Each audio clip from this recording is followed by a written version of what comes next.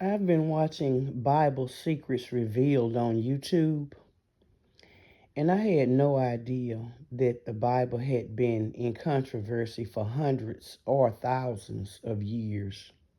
There's been debating going on for that long about whether there's a God or not, whether the Bible is from God or not, who wrote the Bible, and all of those uh, kind of matters when you're talking about believing and trusting in the Bible and trusting in God. Now, I will always believe that there's a creator because I know that there has got to be someone responsible for this.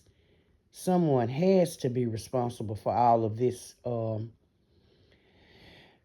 chaos and all of the bad things that we see in life, and some of and the good things too. I would say the world is made, the earth rather is created in a way that we can plainly see could have been beautiful. It just really could have been so beautiful if life had been created as to where we could really enjoy it and wouldn't have to worry about any sickness or death or any kind of the conditions that we see today that's not in mankind's favor. It could have really been beautiful. Just say we wouldn't have to worry about losing our loved ones or getting old ourselves or getting decrepit or worry about passing away one day. Well, I better hurry up and do what I need to do because I might not be here this time next week or the next hour, or that worrying about death. In other words, well, we can't live in fear, but it's always in the back of my mind because I know that anything can happen. So that's what I call not having any peace here.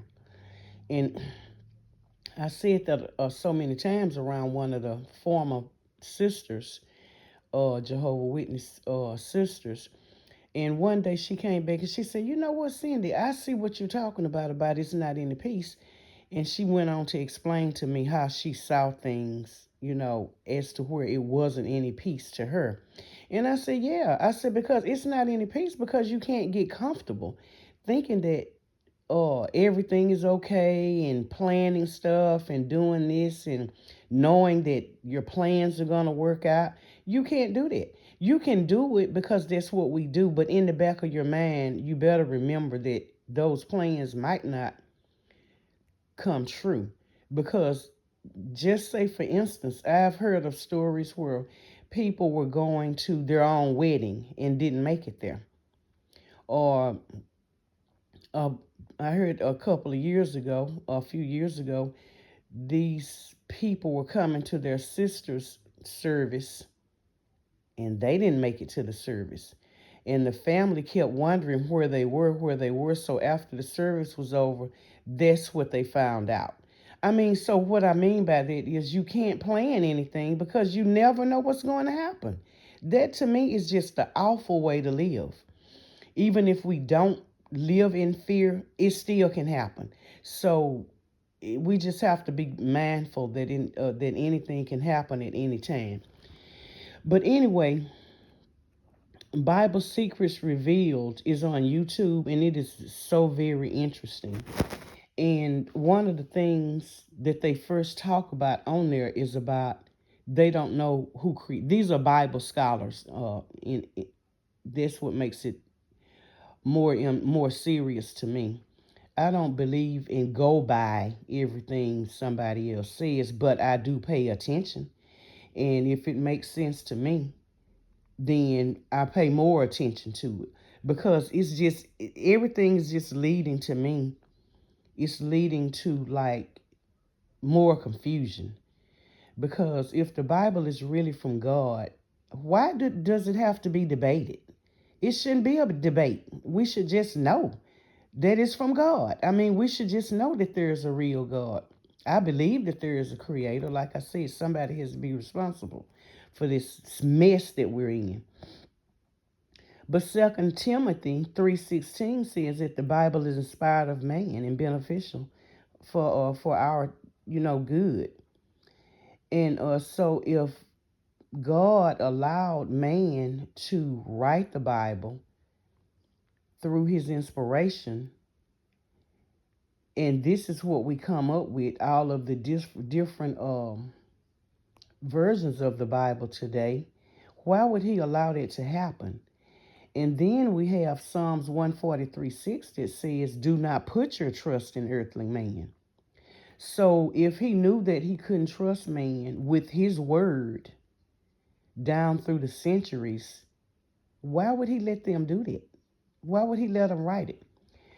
Um, I remember this Bible scripture, or this that happened, this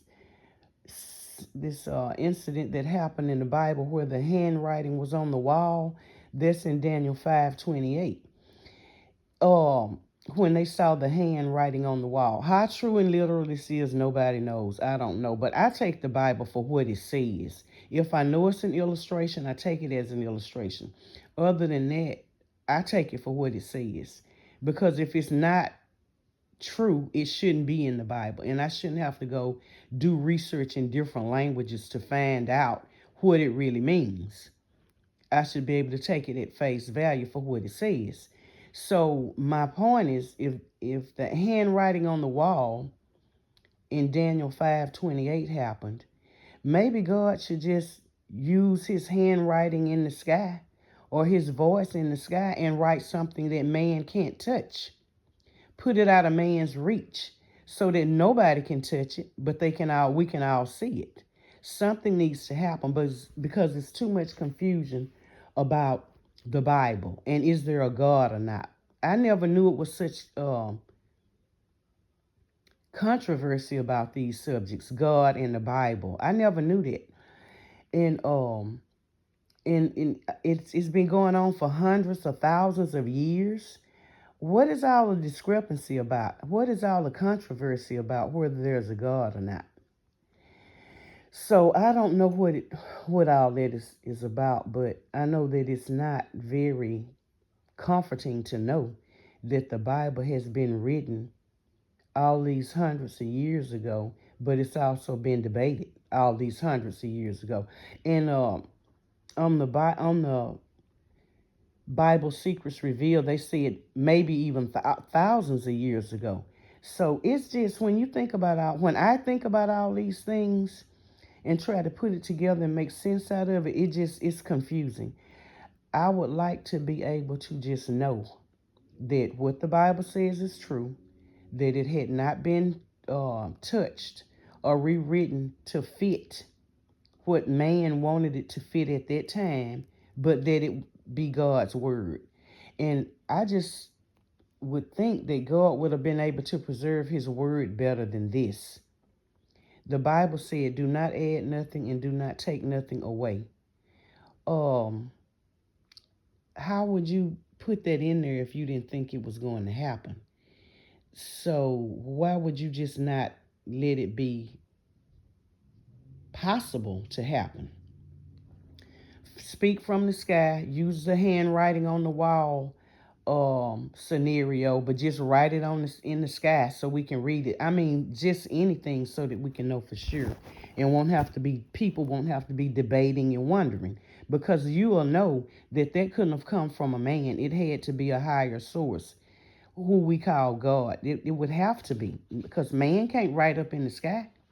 So far, anyway, they can't. And it's just things that I be thinking about that's in the Bible that just don't seem like they are just so true. I mean, to a certain extent it is. That's just like marriage.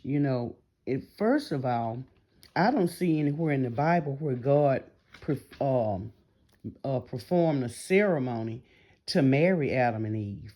I read about him creating them, settling them in the garden, but I don't see a marriage ceremony that happened in the Garden of Eden. So I wonder why so many people they they get married and they just end up being divorced. Some people do stay together forever. Those are the beautiful parts about about marriage. Those are the beautiful things that happen when people do end up staying together forever. I mean, until they pass away. But what about all the couples that knew that they were going to make it, but they didn't? So if you do all of that and try to do it in a scriptural way and it still doesn't work, what is going on with the marriage life thing? Uh Relationships, you meet people and you think that they're the world. They mean the world to you for the first couple of months, and then it starts shattering. Just so many things don't work out in life, that you be trying to do it in a scriptural way, trying to do it the right way. It's so many things in life that have me puzzled so much. And and even when the couples do make it in marriage, and they just say stay together from however long it may be 2 or 3 years. But when couples have been together for 40 or 50 years and they've grown old together, then that kind of becomes scary, I would think, because you have to wonder, are you going to wake up one day and your spouse not wake up? And I don't really want to be sounding negative about everything, but like I said, these are the things that I think about in life, and I know that I'm not the only person that think about them. So I'll try not to be so gray all the time or so grim speaking, but it's just life, and I think about it all the time, and I think about it every day, and just every single day these things bother me, and I don't know. I just don't understand life anymore. So the one spouse have to worry about if the other one don't wake up, because I'm sure these people think about this. They've grown old. They know that they're headed that way. They know they're not going to reverse into being young again, not in this life anyway. So it's just that's a sad situation out of even being married for all those years. How beautiful the marriage was, and they had the children and the grandchildren. Now they have to worry about this because they've grown old. And then when we grow old, everything starts to change. Everything starts to look different. Um, it just does. I don't have to go into all that because we all know what old age look like. I don't want to look too old even if I get 80 years old. I see why people get things done to themselves so that they can stay as youthful looking as they can. I just don't want to see that happening, but there's nothing I can do about it but try to get it fixed someday. It's just so many things that we have to try to make work in our lives just to make ourselves feel a little bit better about things. And then sometimes, you watch the news and you see all these horrific things happening to people.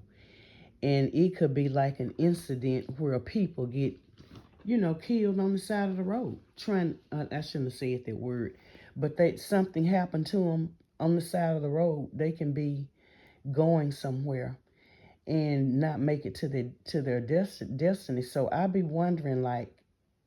thinking about, now I wonder how far did that vehicle travel before it made it to these people on the side of the road.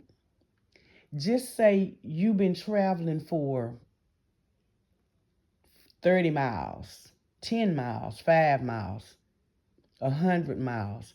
How do you drive that far and then end up hitting the objects, which would be people, on the side of the street, costing them their lives?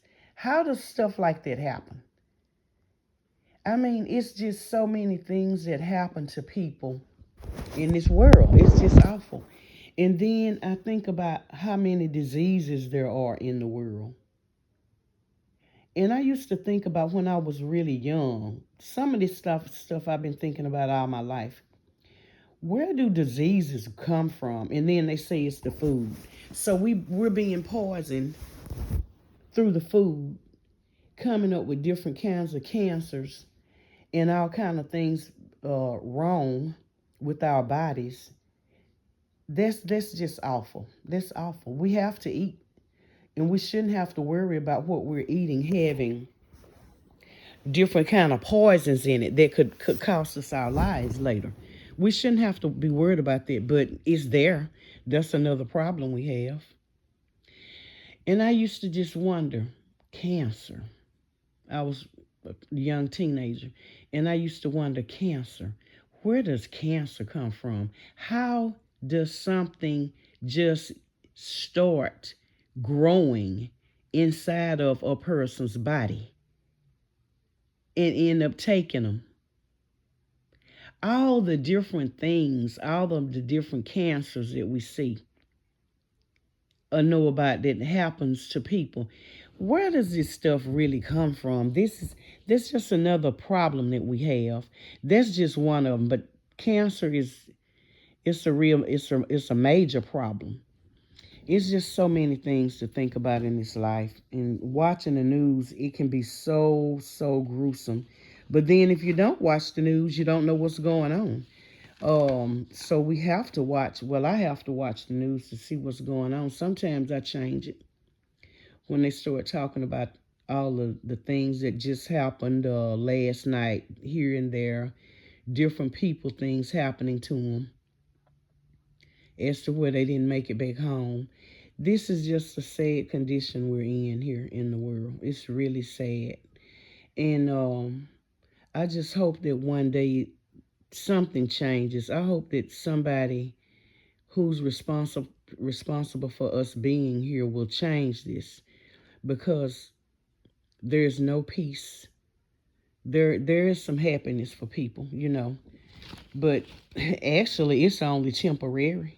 It just is. It's only temporary. So I just wish that the world was in a much better place for us to live and enjoy, and we could be able to go places in peace and enjoy the scenes of the earth and the scenery and just enjoy everything. But unfortunately, that's not the way this life works out all the time. But I wish it was that way so bad. I can see where the earth could be so beautiful. It could just be so beautiful, but it's not. Not to me, it's not. Not knowing the things that can happen to people. It just takes everything from it. It takes all the beauty from it. It takes all of the good thoughts that I had from it. Going here to see this place or that place. It just seems to me to be getting worse and worse. And I watch so many videos all the time. I was looking at this video last night, and I was dozing off to sleep, and it woke me up. Her handle is former Fundy, former FORMER Fundy, FUNDIE, and she was talking about her deconstruction. And when she got off over into it, I woke all the way up. It was so interesting. And I'm like, this is what I'm talking about. This is why I made a YouTube channel, to speak out about how I feel. It's just grieving out loud, or because I'm grieving my son for one thing, and then life another. The way life is. It's really awful. It's really awful, the things that go on in life that makes it so horrific. It just makes life horrific because you can't enjoy anything. So I listened to her video last night, and I was like, this is what I'm talking about. This is why so many people make videos, to speak out. They want to speak out and get their voice out there just in case something happens, and they will have had the chance to say what they feel, because nobody really knows what's going to happen when we pass away. We hope that there's a resurrection. I hope that there's a resurrection. Do I know that there's going to be one? I do not. I don't know, but I hope. I have hope that there is one. But the way this ball is rolling downhill, you can never tell what may happen, because the trickery to that is that once a person dies, supposedly we don't know anything anyway. So if once we pass away and we never come back, we won't never know anyway. So to me, that's the trickery that could be in that. That's not that's not a spiritual righteous thing, or whatever the word could be for it. It's just not good to know that once you pass away, you won't know anything. So if nobody comes back, nobody will never know it. But I have thoughts in the back of my mind the way I would love for the world to look, the earth to look one day, and hopefully that'll happen. But it doesn't look so promising when I look at these different videos with scholars talking about we don't know who wrote the Bible, and the things that I see myself in the Bible that I know is contradicting.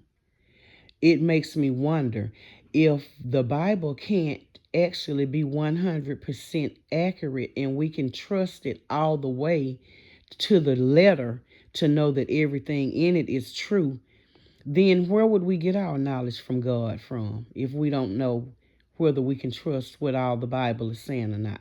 Where would God appear as to where we could find him to learn something about him other than looking at the creation of everything, believing that there is a creator, such as I do? I believe that there's a creator, but I'm still confused about everything now. Because once you realize that the Bible is contradicting in some parts, all of it could be false. And I've always wondered too, Moses didn't make it to the promised land. There's nothing, as I can recall, that ever was completed in the Bible as to where anybody made it to anything good that they were supposed to be making it to. It always turned out to be a disaster some kind of way. So why can't we see something actually happening instead of every time something is supposed to happen, instead of it happening, something else happens. It goes wrong. It didn't work. They didn't make it. I just don't understand it. It just doesn't make sense. A lot of the things that I've read in the Bible that I see, it doesn't make sense, and a lot of it do not add up. But I'm still going to keep my hope that one day there will be a better planet Earth here for mankind to live on without all of these bad things happening, because this was not man's creation. It was whoever created it creation. Whoever created it should be responsible for making it better. And it's just like a lot of the scientists have become to be believers in a creator, believers in God. And they talk about the DNA and how complicated it is and all of this kind of goings on, and about how the planet is so mathematically perfect, or if it was just one dot off, it wouldn't be so perfect the way it's, oh, I understand all that. We know all of that. But still, whoever created it, and I'm not trying to be sarcastic, they did all of that complicated measurements, and the DNA is so complicated, and all these complications that they're so complicated. If it had been one notch away, it wouldn't be the way it is. It wouldn't be so perfect. But then ended up with a world that looks like this. All of that complicated stuff that happened, that's a good thing, but it doesn't impress me anymore. It used to. What would have impressed me, or what will impress me, is if whoever is responsible for all of this or allowed it to get this way. Because to me, after a while, the word allow turns into that person being responsible. If they would fix this and make it beautiful for mankind to live here and enjoy, and not have to worry about all the daily struggles and worries that we have today, and death and sickness, losing our loved ones, we could all be here and remain here forever happy on earth. That's what would be impressive to me. A lot of people say they wouldn't want to live forever because they would get bored. I'm not going to say that because I haven't had a chance to live forever at this point. So I can't say that I would get bored because I've never been in its place as to where I could live forever. So I wouldn't know that. I don't think I would get bored because with all of the things that's going on in the world today, if all of it were positive instead of three-fourths of it being negative, I don't think I would get bored. And it could have my family here, all of my children, my mother, grandmother, all of my loved ones, all of our loved ones. Everyone should want that. And I know that they do, probably. But that's what would be impressive to me, to see something like that happen instead of people crying every day because they've lost their loved one and just emotionally broken because they've lost a loved one. Or you have people losing different things, their jobs, their homes, their vehicles, their everything, their livelihood.